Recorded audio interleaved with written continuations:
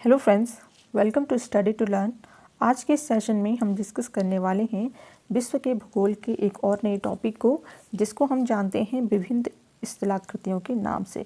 ठीक है, तो देखिए पृथ्वी पर विभिन्न प्रकार के स्थलाकृतियाँ बनी हुई हैं, यानी कि अलग अलग प्रकार की स्थलाकृतियाँ हैं, यानी कि स्थलों के आकृतियाँ अलग अलग प्रकार की बनी हुई हैं और इनके जो आकार हैं तो इनके आधार पर इनको अलग अलग नाम से हम जानते हैं। ठीक है, तो आइए आज हम जानते हैं कि जो पृथ्वी पर अलग अलग स्थलाकृतियाँ हैं उनको हम क्या क्या कहते हैं। उनको सारा डिटेल में आज हम जानेंगे, साथ में डिस्कस करेंगे। ठीक है, तो देखिए जो विभिन्न स्थलाकृतियाँ होती हैं पृथ्वी पर, तो वह 3 तरह की होती हैं: पर्वत, पठार और मैदान। ठीक है, तो इस तरीके से 3 अलग अलग रूप से हम जो स्थलाकृतियाँ हैं, यानी कि जो भूमि है, उसको हम देखते हैं। ठीक है, तो सबसे पहले हम इसमें आज डिस्कस करेंगे पर्वत को, जिसको कि हम माउंटेन कहते हैं।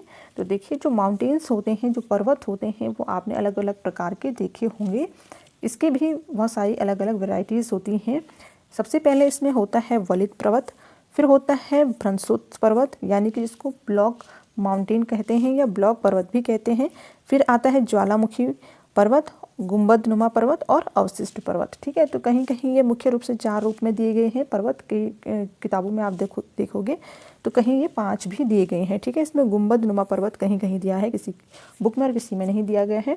तो हम इसमें 5 को ही आज डिस्कस करेंगे, ताकि जो भी आप अगर एग्ज़ाम की प्रिपरेशन कर रहे हैं तो कोई भी क्वेश्चंस आपसे छूटे नहीं, आप सारे क्वेश्चंस को अटैम्प्ट करें। तो जो भी हमें एक्स्ट्रा चीज़ें भी जो मिलती हैं, जो हमें इंपॉर्टेंट लगती हैं, तो उसको भी हम साथ में यहाँ पर डिस्कस करते हैं। ठीक है, तो चलिए हम पर्वत के बारे में जानते हैं। तो जो माउंटेन्स होते हैं उसका जो पहला रूप हम देखते हैं तो वो वलित पर्वत के रूप में देखते हैं। ठीक है, एक कह सकते हैं इसको फोल्डेड माउंटेन्स। ठीक है, जो फोल्डेड माउंटेन्स कहा जाता है, तो इसका एक भाग होता है पर्वत का ये। तो देखिए ये क्या होते हैं, ये पृथ्वी की आंतरिक शक्तियों द्वारा जब चट्टानों में मोड़ या वलन पड़ जाते हैं तो उन्हें क्या कहते हैं, मोड़दार पर्वत या वलित पर्वत उनको कहा जाता है। ठीक है, तो आपने देखा होगा कि पृथ्वी क्या करती है, अपने आप से ही अपने जो प्रकृति है, हमारी जो पृथ्वी है, वो चेंजेस स्वयं से करती है। ठीक है, और पृथ्वी का जो धरातल है उसके अंदर भी अनेक शक्तियाँ अपने आप ही उत्पन्न होती हैं, जिसके कारण की जो भूमि है वह क्या करती है, मूवमेंट करती रहती है अपने आप से ही। ठीक है, तो उसकी जो आंतरिक शक्तियाँ हैं जो स्वयं से कार्य करती हैं, तो पृथ्वी की वो आंतरिक शक्तियाँ कहलाई जाती हैं। तो उन आंतरिक शक्तियों के आधार पर जो भी चेंजेस होते हैं और भूमि पर या चट्टानों पर जो मोड़ पड़ते हैं, ठीक है, जो मोड़ पड़ते हैं इसको वलन भी कहते हैं। तो उसके आधार पर ही इन चट्टानों को या इन पर्वतों को क्या कहेंगे, मोड़दार पर्वत या वलित पर्वत कहेंगे। ठीक है, तो ये होता है वलित पर्वत के बारे में। अब देखिए वलित पर्वतों के निर्माण का सिद्धांत जो है वो प्लेट टेक्टोनिक की संकल्पना पर आधारित है। ठीक है, किसकी संकल्पना पर आधारित है, प्लेट टेक्टोनिक। ठीक है, इसकी संकल्पना पर वलित पर्वतों का निर्माण पर वो आधारित है।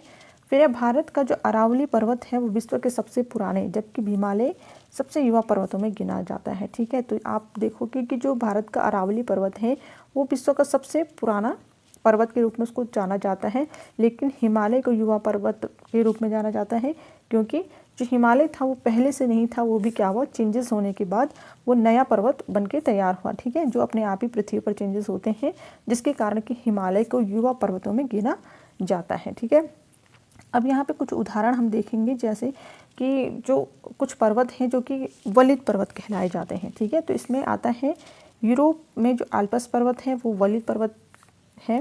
फिर है एशिया का जो हिमालय पर्वत है वो भी वलित पर्वत में आता है।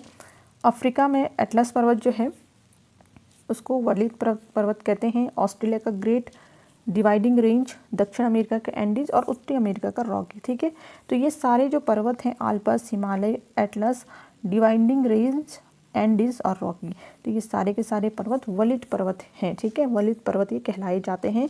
इसके स्थान भी इसके साथ में आप देखोगे तो इसको नोट कर दीजिएगा। यूरोप में है आल्प्स पर्वत, एशिया में है हिमालय पर्वत, अफ्रीका में है एटलस पर्वत, ऑस्ट्रेलिया में ग्रेट डिवाइडिंग रेंज, दक्षिण अमेरिका का जो मुख्य पर्वत है एंडीज पर्वत, और उत्तरी अमेरिका का रॉकी पर्वत। ठीक है, तो ये सारे ही पर्वत आप नोट भी कर दीजिएगा साथ में। तो ये सारे पर्वत वलित पर्वत कहलाए जाते हैं। ठीक है, अब इसके बाद दूसरा जो पर्वत आता है तो वो भ्रंशोत्थ पर्वत कहलाया जाता है। ठीक है, ब्लॉक माउंटेन्स उसको कहते हैं। तो ये जो माउंटेन्स हैं ये कैसे बनते हैं, जब चट्टानों में स्थित ग्रंथ के कारण मध्य भाग नीचे धंस जाता है, ठीक है। तो आंतरिक जो ध्रंस होगा, यहाँ पे ग्रंथ नहीं, ध्रंस, ठीक है, ध्रंस के कारण यानी कि अपने आप ही वहाँ पर जो चेंजेस हो रहे हैं पृथ्वी के अंदर, ठीक है, अपने आप ही दबाव से या किसी भी कारण से अपने आप ही अंदर से आंतरिक रूप से विस्फोट जो हो रहे हैं पर्वत के अंदर, तो इसके कारण जो मध्य भाग होता है वो नीचे धंस जाता है, जो पर्वत का या भूमि का जो भाग है, तथा अगल बगल के जो भाग हैं वो क्या होते हैं, पीछे से उठे प्रतीत होते हैं, ठीक है। तो वो पर्वत क्या होते हैं, ब्लॉक पर्वत कहलाए जाते हैं, ठीक है। और बीच के धंसे भाग को इसमें रिफ्ट घाटी कहते हैं, ठीक है। जो भाग धंस गया है वो रिफ्ट घाटी कहलाएगा, और जो भाग उठे हुए हैं, ठीक है, एक तो चट्टानों पर भ्रंश उत्पन्न हुआ, ठीक है, और वो भ्रंश उत्पन्न होने के बाद जो भूमि नीचे धंस जाती है वो कहलाई जाती है रिफ्ट घाटी, और अगल बगल के यानी कि आसपास के जो हिस्सा होगा पर्वत का जो उठ जाता है ऊपर, मतलब एक भाग तो नीचे बैठ गया तो अगल बगल के जो भाग होंगे वो उठे हुए से महसूस होंगे, तो इसके कारण जो उठा हुआ जो भाग होगा वो भ्रंशोत पर्वत या ब्लॉक माउंटेन्स उसको कहते हैं, ठीक है। अब इसमें कुछ आप उदाहरण देखेंगे कि जो ब्लॉक माउंटेन्स हैं वो कौन कौन से हैं।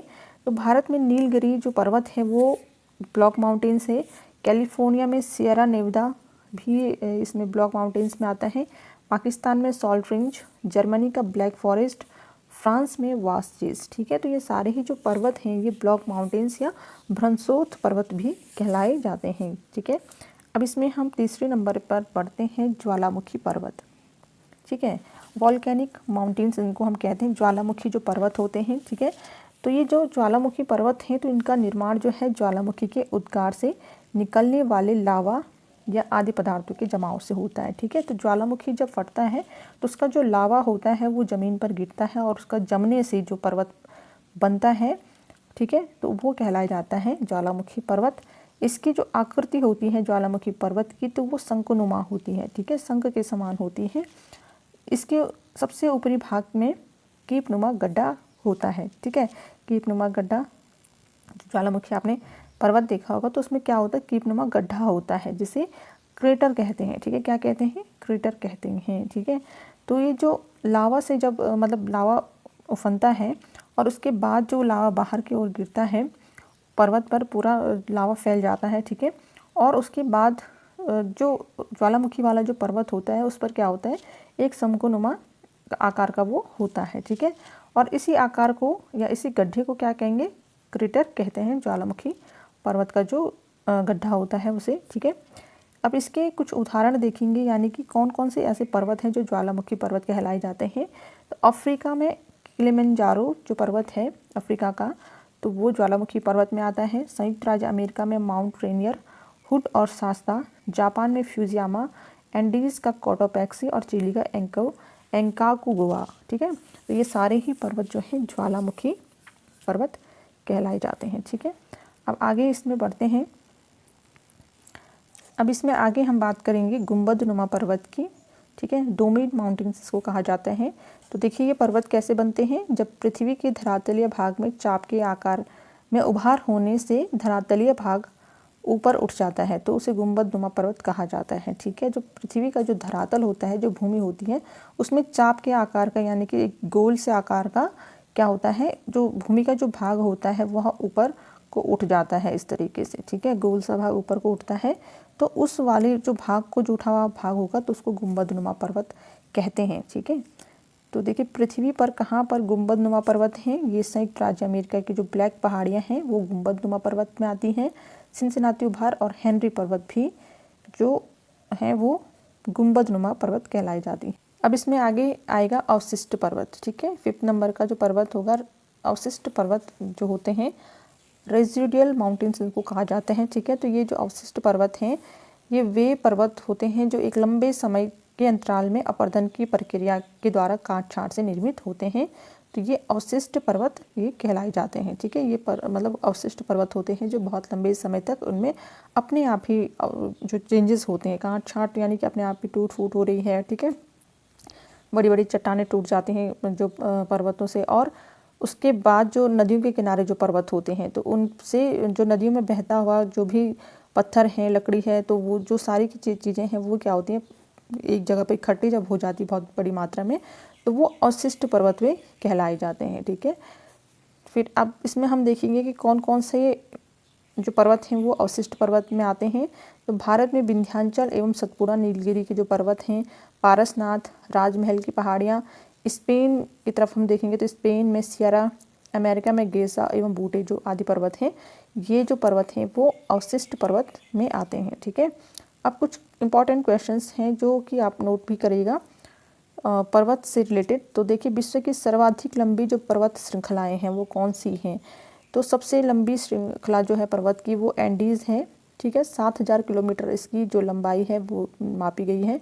7000 किलोमीटर एंडीज़ पर्वत है। ठीक है, सबसे लंबी पर्वत श्रृंखला इसको कहेंगे। फिर इसके बाद दूसरे नंबर पे आता है रॉकी, तो इसका है 4800 किलोमीटर इसकी लंबाई है। फिर आता है हिमालय, तो 2500 किलोमीटर यानी कि 2500 किलोमीटर इसकी लंबाई है। ठीक है, तो ये विश्व की तीनों की तीनों क्या है, विश्व की सबसे लंबी पर्वत श्रृंखला ये है। अब आगे इसमें देखेंगे, अफ्रीका का सर्वोच्च शिखर माउंट किलिमंजारो है। ठीक है, जो सर्वोच्च शिखर है जो अफ्रीका का वो कौन है? किलिमंजारो। ठीक है, सबसे ऊंचा शिखर अफ्रीका जो महाद्वीप है उसका। फिर है रॉकी पर्वतमाला, महाद्वीपीय जल विभाजक के रूप में मानी जाती है। जो रॉकी पर्वतमाला है तो वो महाद्वीप के जल विभाजक के रूप में इसको देखा जाता है। ये दो महाद्वीपों के बीच में ये पर्वत आता है। ठीक है, महाद्वीपों के जल विभाजक के रूप में ये रॉकी पर्वत को देखा जाता है। फिर है माउंट ब्लैक, आल्प्स पर्वत का सर्वोच्च शिखर है जो यूरोप में स्थित है। ठीक है, तो यूरोप कहाँ का है? यूरोप में कौन सा पर्वत है? माउंट ब्लैक आल्प्स पर्वत का सर्वोच्च शिखर है। ठीक है, आल्प्स पर्वत का सर्वोच्च शिखर माउंट ब्लैक है जो कहाँ पर है? यूरोप में। ठीक है, यूरोप में है। फिर है व्हाइट पर्वत, कहाँ है? कैलिफोर्निया में स्थित है व्हाइट पर्वत। आगे है इसमें, विश्व की जो 1% जनसंख्या है वो किस पर निवास करती है? पर्वतों पर। ठीक है, पर्वत पर 1%, विश्व की 1% जनसंख्या पर्वतों पर निवास करती है। फिर इसमें रेडियो संक्रियता का सिद्धांत पर्वतों की उत्पत्ति से संबंधित है। ठीक है, जो रेडियो संक्रियता का सिद्धांत अगर पूछा जाता है, प्रश्न आता है एग्जाम में कि पर्वतों की उत्पत्ति से संबंधित कौन सा सिद्धांत है, तो रेडियो सक्रियता का जो सिद्धांत है वो पर्वतों की उत्पत्ति से संबंधित है, जिसको प्रतिपादित किया है जॉली द्वारा। ठीक है, जॉली ने प्रतिपादन किया है रेडियो सक्रियता सिद्धांत का। ठीक है, अब यहाँ पर पर्वतों के बारे में हमने जान लिया है। अब इसके बाद हम नेक्स्ट जो स्थलाकृति होती है धरती पर या पृथ्वी पर हम कहेंगे तो पठार। ठीक है, प्लाटियो इसको कहा जाता है। तो देखिए, धरातल का विशिष्ट स्थल रूप जो अपने आसपास के स्थल से पर्याप्त ऊंचा होता है तथा शीर्ष भाग चौड़ा और सपाट होता है। ठीक है, तो पर्वत आपने कुछ इस तरीके से देखे होंगे, लेकिन जो पठार होते हैं वो इस तरीके से होते हैं। ठीक है, उनमें नुकीलापन नहीं होता, बल्कि जो उनका ऊपर शिखर का भाग होगा वो क्या होगा? हल्का हल्का आपको समतल महसूस होगा। ठीक है, इस तरह से इनको पठार हम कहते हैं। ठीक है, पठार कहा जाता है इनको। तो देखिए, धरातल का विशिष्ट स्थल रूप जो होता है जो अपने आसपास के स्थल से पर्याप्त ऊंचा होता है, यानी कि समतल भूमि से थोड़ा सा ऊंचा उठ के होता है। तो इस जो उठा हुआ जो भाग होता है तो ये इसको हम पठार कहेंगे। ठीक है, अब देखिए, जो पठार होते हैं उनकी जो सामान्य तो ऊंचाई होती है वो 300 से 500 फीट होती है, लेकिन कुछ ऐसे पठार भी हैं पृथ्वी पर कि जो आपको क्या होंगे? बहुत ऊंचे दिखाई देंगे। ठीक है, तो सबसे ऊंचाई वाला पठार हम देखेंगे तो ये है तिब्बत का पठार। ठीक है, 16,000 फीट इसकी क्या है? ऊंचाई है। ठीक है, और इसके बाद आता है बोलिविया का पठार जो कि 12,000 फीट ऊंचा है। फिर आता है कोलंबिया का पठार, फिर जिसकी ऊंचाई कितनी है? 7,800 फीट जिसकी ऊंचाई है कोलंबिया का पठार। तो ये तीन जो पठार हैं वो मुख्य रूप से बहुत ऊंचे हैं, तिब्बत का पठार, बोलिविया का पठार और कोलंबिया का पठार। ठीक है, तो इसको नोट भी करिएगा जो जो चीज़ें इंपॉर्टेंट लग रही हैं। फिर इसमें हम बात करेंगे पठार के प्रकार की। ठीक है, तो कितने प्रकार के होते हैं? तो इसमें देखिए, अंतर पर्वतीय पठार। ठीक है, अंतर पर्वतीय पठार होता है पर्वतमाला के बीच में बने पठार, यानी कि इस तरह से पर्वत हैं। ठीक है, और इनके बीच में ही वो जो पठार बने होते हैं छोटे छोटे से, तो ये पठार अंतर पर्वतीय पठार कहलाए जाते हैं। फिर आता है पर्वतपदीय पठार, तो पर्वत तल और मैदान के बीच उठे समतल भाग को पर्वत का जो तल होगा, यानी कि जहाँ से पर्वत स्टार्ट होता है तो उसका जो तल होगा। ठीक है, यहाँ पर हल्का हल्का जो ऊंचाई होती है पर्वत तल के समीप हल्का हल्का उठा भाग आप देखोगे, और मैदान के बीच वाला जो बीच में भी जो भाग होते हैं कई उठे उठे, इस तरीके से। तो ये सारे पर्वत पदीय पठार कहलाए जाते हैं। अब नेक्स्ट इसमें है महाद्वीपीय पठार।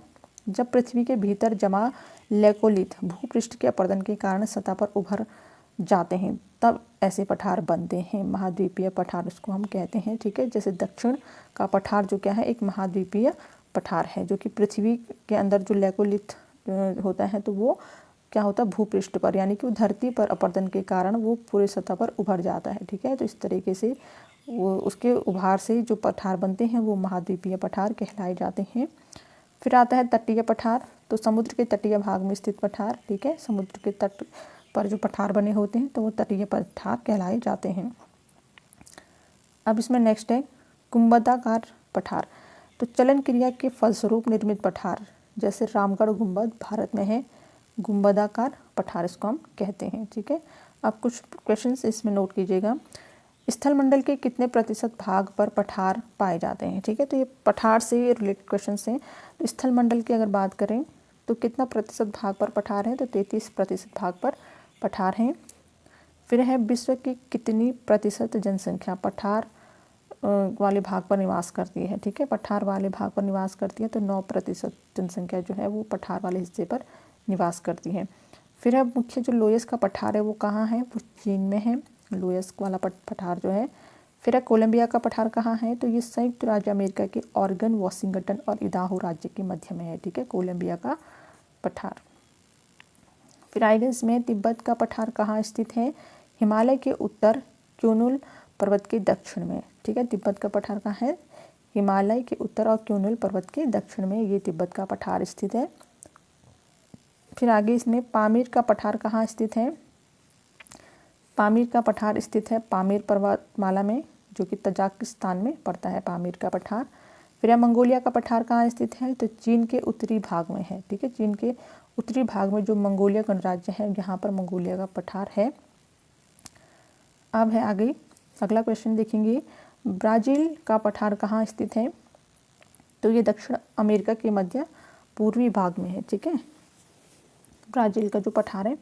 फिर अब बोलिविया का पठार कहाँ स्थित है, तो बोलिविया का जो पठार है वो बोलिविया के एंडीज पर्वतमाला क्षेत्र में है, ठीक है, बोलिविया के एंडीज पर्वत क्षेत्र में। नेक्स्ट है इसमें नेक्स्ट क्वेश्चन देखेंगे कि दक्कन का पठार कहाँ स्थित है, ठीक है। तो कई बार पूछा जाता है क्वेश्चन, दक्कन का जो पठार है वो दक्षिण भारत में है, ठीक है, कहाँ है, दक्षिण भारत में है। फिर है विंध्या पठार कहाँ स्थित है, तो ये भी भारत में है, ठीक है। फिर आता है मेडागास्कर का पठार कहाँ स्थित है, तो मेडागास्कर का जो पठार है वो मेडागास्कर द्वीप में, यानी कि अफ्रीका के दक्षिण पूर्व हिंद महासागर में है ये मेडागास्कर का पठार, ठीक है। द्वीप कौन सा है, मेडागास्कर द्वीप है जो कि अफ्रीका में है, ठीक है। फिर अब यहाँ पर देखेंगे हम जो आगे यहाँ पर हम पठार वाला जो टॉपिक है वो ख़त्म होता है, फिर यहाँ से हम मैदान की ओर बढ़ते हैं, ठीक है। यानी कि मैदान 3 स्थलाकृतियाँ हमने देखी थी, तो इसमें तीसरे नंबर पर मैदान आता है, यानी कि प्लेन एरिया जो हम कहते हैं, ठीक है, प्लेन। तो देखिए मैदान जो होते हैं वो क्या होते हैं, ये 500 फीट से कम ऊंचाई वाले भूपृष्ठ के समतल भाग को हम मैदान कहते हैं, ठीक है। तो जो समुद्र तल से जिसकी ऊंचाई कम से कम 500 फीट हो, ठीक है, ये हम मतलब अंदाज़ा लगाया गया है कि इसके आधार पर ही जो क्षेत्र हैं अलग अलग वो बांटे गए हैं, ठीक है। तो 500 फीट से कम ऊंचाई वाला जो क्षेत्र होगा भूपृष्ठ का, तो ये समतल भाग में आता है, ठीक है, मैदानी भाग में आता है। और ये मैदानी जो भाग होते हैं वो भी अलग अलग प्रकार के होते हैं। इसमें हम इसका सबसे पहला प्रकार देखेंगे, जिसके अंदर भी इसके अलग अलग प्रकार हम साथ में पढ़ेंगे। तो इसका जो पहला हम प्रकार देखते हैं, ये पहले प्रकार में होती है अपरदनात्मक मैदान, इसको हम कहेंगे, ठीक है। तो ये कैसे बनते हैं, ये नदी, हिमानी, पवन, ठीक है, यानी कि नदियों के साथ में बह के आते हैं, ग्लेशियर के साथ में और हवाओं के साथ में, ठीक है। इनके साथ में जो कण आते हैं मिट्टी के, ठीक है, जो मिट्टी, बालू, इस तरीके से अलग अलग चीज़ें जो आती हैं, पत्थर बह के आते हैं नदियों में। तो इसके बाद जो मैदान वाला जो क्षेत्र है वो सारी चीज़ें मैदान में बह के जाती है पर्वतों से और मैदान में फैल जाती हैं, ठीक है। तो ये वाला जो मैदान होता है वो अपरदनात्मक मैदान कहलाया जाता है, ठीक है। इसमें भी अलग अलग प्रकार से ये मैदान बनते हैं, कैसे कैसे बनते हैं। तो सबसे पहले देखेंगे हम लोयस मैदान, ठीक है। तो लोयस मैदान जो है वो हवा द्वारा उड़ाकर लाई गई मिट्टी एवं बालू के कणों से निर्मित होता है। कैसे होता है, जब हवा या तूफान जो चलता है, जो आंधी चलती है जिसमें कि बहुत तेज़ आंधी में मिट्टी भी साथ में हवा के साथ में उड़ के एक स्थान से दूसरे स्थान तक पहुंच जाती है। और जब वो हवा शांत हो जाती है और जो मिट्टी और बालू के जो कण होते हैं वो धरती पर जम जाते हैं, तो वो वाले जो मैदान होते हैं, ठीक है, जहाँ जिस क्षेत्र में वो मिट्टी और बालू किसी और स्थान से आकर के दूसरी जगह पर फैल गया है, तो वो मैदान कहलाए जाते हैं लोयस मैदान, ठीक है।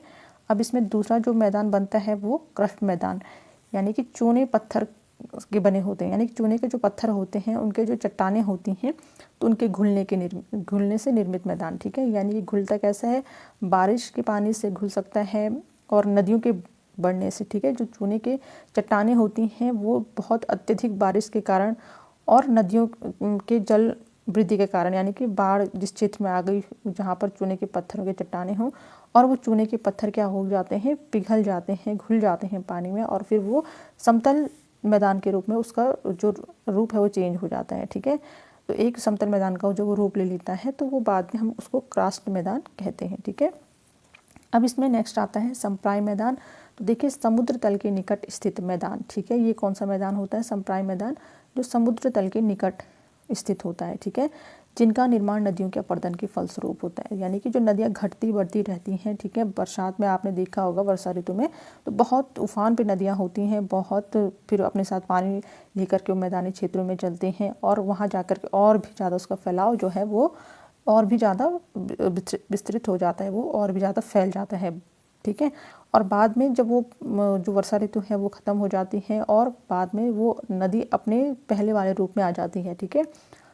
तो उसके आसपास के जो एरिया होता है जिस मैदान में नदी बह के जाती है, वो मैदान जब सूख जाता है तो वो संप्राय मैदान उसको हम कहते हैं, ठीक है, जिसमें कि नदी अपने साथ कई चीज़ों को बहा करके ले जाती है और फिर अपने किनारे जो नदी के किनारे होती हैं उनको वो चीज़ें किनारे लग जाती हैं नदियों के, ठीक है। तो ये संप्राय मैदान में आता है। अब आएगा इसमें ग्लेशियल मैदान, ठीक है, ग्लेशियल मैदान या ग्लेशियर मैदान भी इसको कह सकते हैं।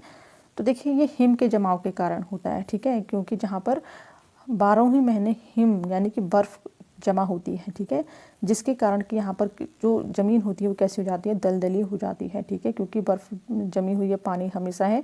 तो इस वाले मैदान को ग्लेशियल मैदान कहते हैं और ऐसे मैदानों में केवल वन पाए जाते हैं, ठीक है। यहाँ पर कोई जो मनुष्य वो निवास नहीं करता है, बल्कि इस वाले क्षेत्र में जो ग्लेशियल मैदान होता है जहाँ पर हमेशा बर्फ़ जमी होती है तो यहाँ पर वन पाए जाते हैं।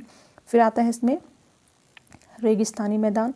तो वर्षा के कारण बनी नदियों के बहने के फलस्वरूप इसका निर्माण होता है, ठीक है। तो वर्षा का जो पानी होता है जिसमें नदियाँ बहुत बड़ा रूप ले लेती हैं और आगे पहाड़ों से आगे बढ़ते हुए मैदान की ओर बढ़ती है और मैदान में फैल जाती है, ठीक है, जिसके कारण क्या होता है कि जो नदियाँ होती हैं अपने साथ में फैलाव में बहा के अपने साथ जो जो चीज़ें ले जाती है वो आगे उसको विस्तार हो जाता है और जो पत्थर होते हैं वो टूट करके रेत का रूप ले लेती हैं, ठीक है, और वो सारी जो नदी के आसपास इकट्ठा हो जाती हैं।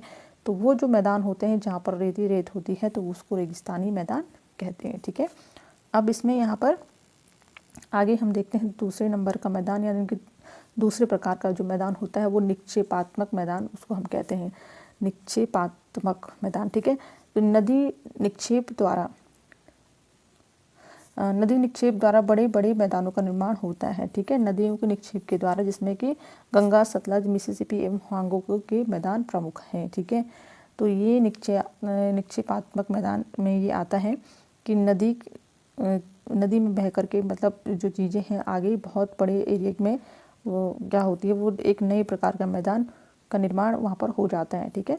तो जलोढ़ का मैदान और डेल्टा का मैदान ये प्रमुख रूप से निक्षेपात्मक मैदान में आते हैं, ठीक है। तो फ्रेंड्स ये थे धरती के हमारे मुख्य जो अलग अलग स्थलाकृतियाँ होती हैं उनके बारे में आज हमने जाना यहाँ पर, जिनको हम पर्वत, पठार और मैदान कहते हैं, ठीक है। वीडियो की जानकारी आपको थोड़ी भी हेल्पफुल लगी हो तो वीडियो को लाइक, शेयर, सब्सक्राइब कर दीजिएगा। बेल आइकन प्रेस करके ऑल पे क्लिक कर दीजिएगा ताकि आपको जो नई वीडियो है वो जल्द से जल्द मिल सके। मिलते हैं नेक्स्ट वीडियो में, तब तक के लिए धन्यवाद।